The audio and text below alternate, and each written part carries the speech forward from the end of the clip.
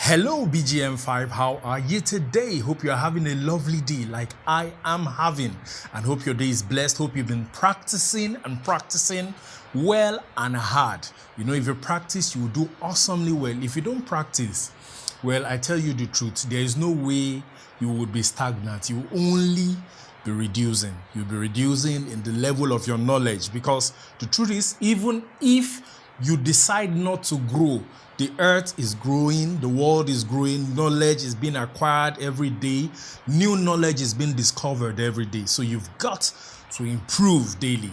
Yes, today I'm ready and I'm set to bring you a new discourse today. And what I'm here to bring to you is the right hand patterns with respect to tone, and also the right hand positions with respect to your tone. Those are two different aspects, well, and I'm sure and certain I'll cover both of them in this one video. It's not a very long video, but I'm certain it will help someone move from where they are to where, not where they want to be, but where they ought to be. Because the truth is, a lot of times where you desire to be is really not where you ought to be. Probably there's a little bit more to where you are right now. So, well, today, the right hand patterns and the right hand positions with respect to tonality. Well, sometimes you get to hear quite a number of bass players play and you wonder why they sound so sweet. I know over a while I've been talking about sweetness and, you know, dynamics and how sweet you could be as a bass player. But, you know, sometimes there just seems to be something different about some players, and also something different about the way some genres of music, some of us call it genre, but some genres of music are approached, and that goes a long way to pass either the wrong or the right emotions with respect to what you're trying to deliver. Don't forget that music is more like speaking. You're trying to pass a message across. You're trying to pass a message across. So the emotions you use could also be your punctuations. Are you coming? Question mark. Will you be there tomorrow? Question mark. Wow! Exclamation. I am going home. Full stop. The boy came, comma, and he spoke to everyone. You know, that's communication. So also in music, we have ways of expressing our emotions, and this comes to play in quite a number of dynamisms and dynamics. But today, like I said, I'm presenting you the right hand positions and patterns with respect to achieving an awesome tone as a bass player. Now, the first pattern we are all used to is our normal fingering pattern.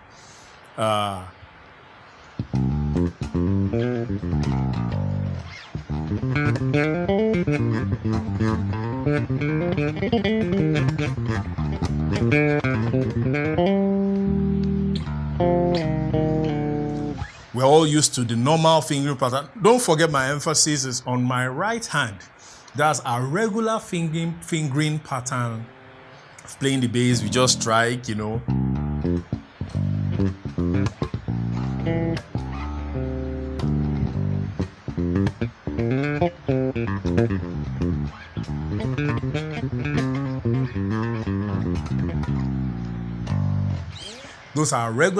That's our regular fingering, right hand fingering pattern.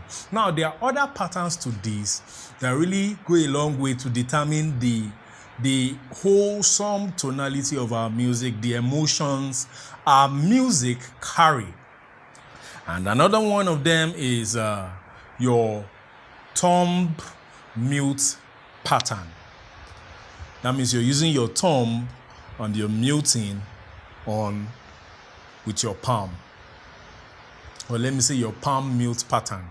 Although we're using our thumb to strike, we can actually use any of the fingers to strike. But basically, let me come closer a bit.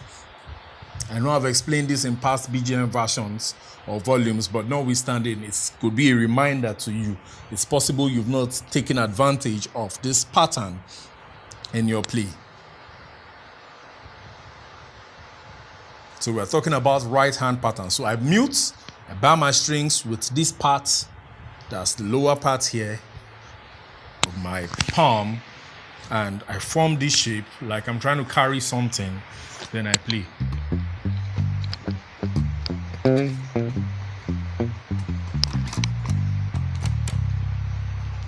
So you saw what I did? I just barred it, then I use my thumb or whatever finger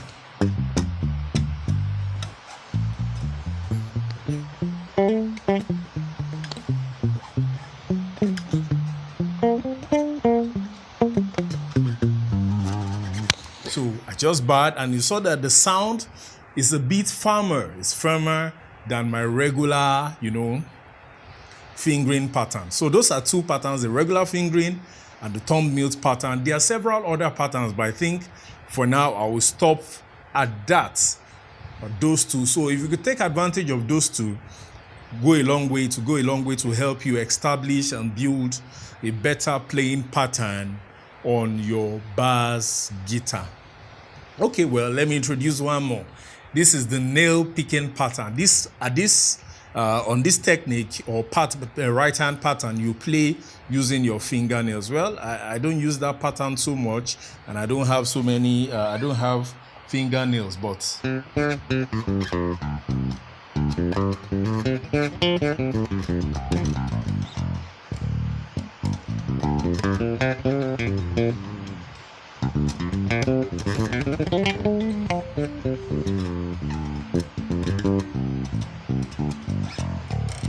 just playing some random stuff.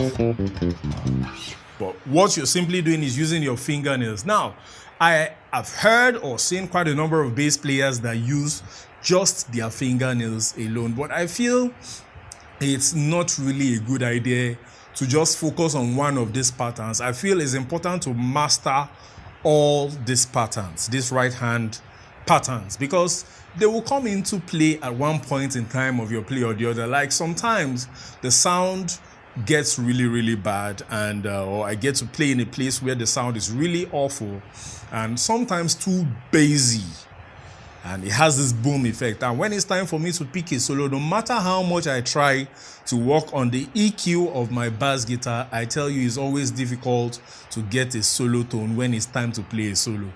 So most times what I do is, at this point, I take advantage of my nail right hand pattern.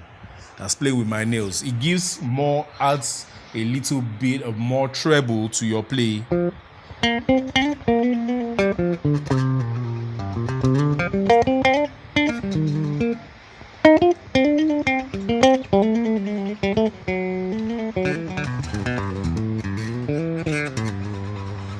So I take advantage of that sometimes, and somehow it helps to, just for that moment, get off my...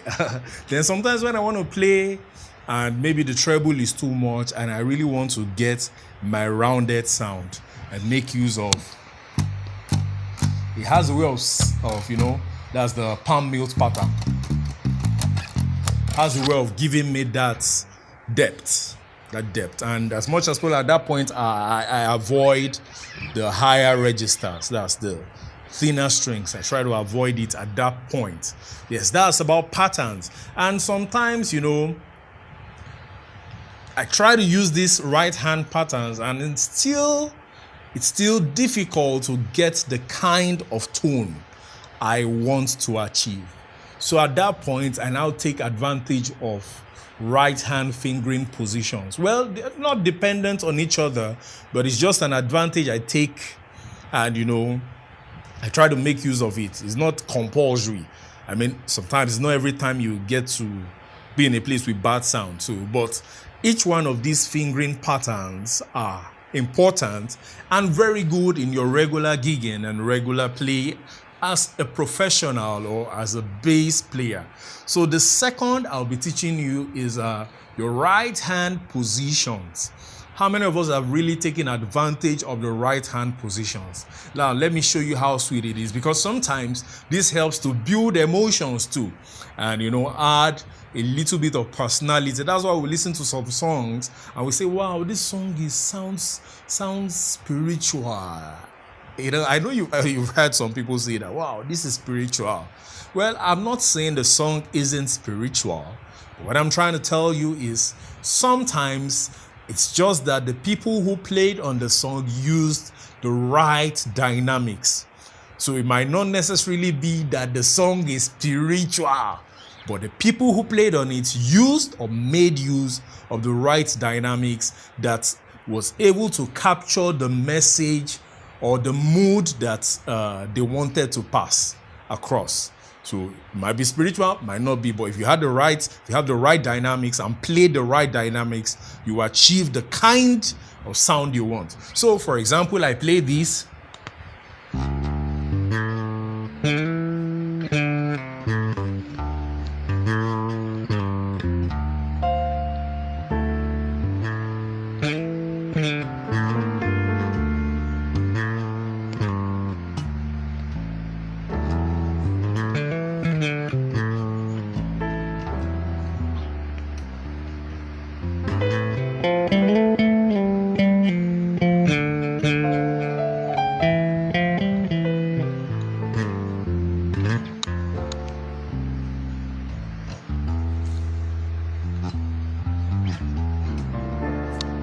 Now you saw that gave more like a sorrowful, let's say sorrowful or a calm kind of feel.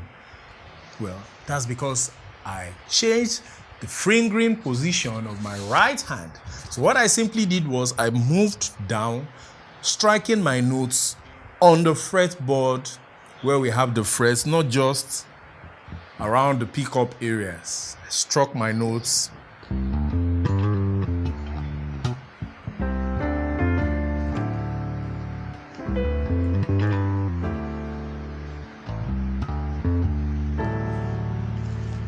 So you saw it gave some sort of emotions to it. Then now, the truth is, the closer you move to your bridge, the deeper your tones become. Sorry, the thinner your notes become. So you get that. Then I move, the closer I move down here, the deeper. Then when I get to this point, of which this is where most bass players play. As a regular, sometimes if you want to achieve you want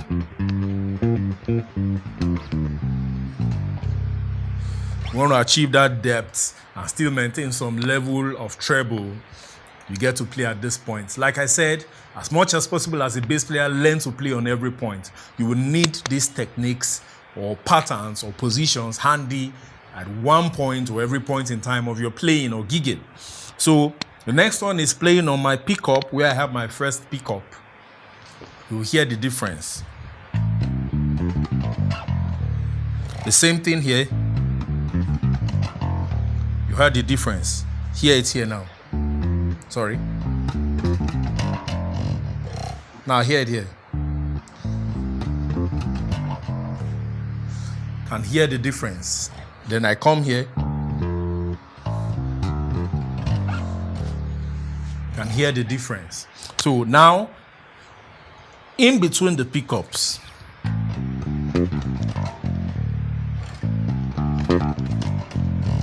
you heard the difference again.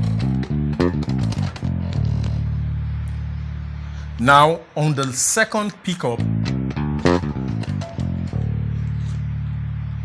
then behind the pickup.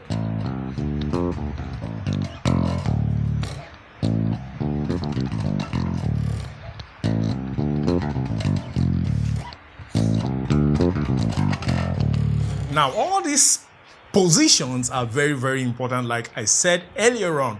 So it depends on what I want to achieve. So also, just like I explained fingering patterns, on positions too, if I'm playing the bass line and I want to switch to my solo, what I simply do is I can move the position of my right hand to determine where best I could get the tone I want for a bass solo. So I hope this is clear enough. You can practice playing on different positions. Like I said, it's very important that you don't stick to just one. Because if you stick to just one, how then do you work on achieving the dynamics, the proper dynamics you want, or convey the message? So this is still a part of dynamics. There are several aspects to dynamics. The truth is, you can't exhaust it. But most importantly, make sure you take advantage of the several and different positions on the bass guitar so that you can pass the right emotions you desire to pass at any point in time. For example, let me just give this brief example. I'm playing the bass line like.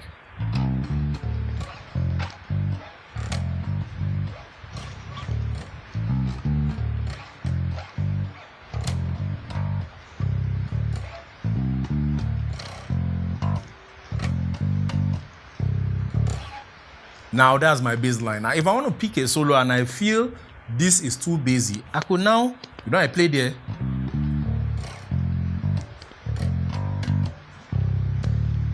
Now I can now come down here to play my solo.